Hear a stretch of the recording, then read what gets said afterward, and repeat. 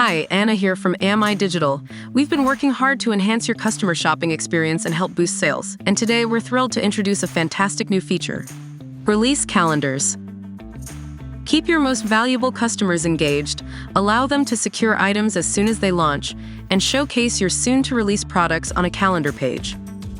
This feature works with any existing product release dates you have configured in the app and takes only a few moments to set up. To start, head to the Calendars dashboard. Here's where you can enable this feature, which will automatically create a dedicated page on your store's website to showcase coming soon products. From here, you can select what products should be displayed on your calendar, as well as tailor the design to suit your brand. Finally, you can also add products to your pre-order or coming soon calendar from the Products dashboard.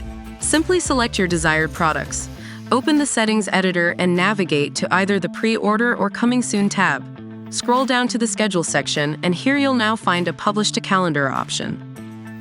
That's all for now. Stay tuned for more great app updates coming soon.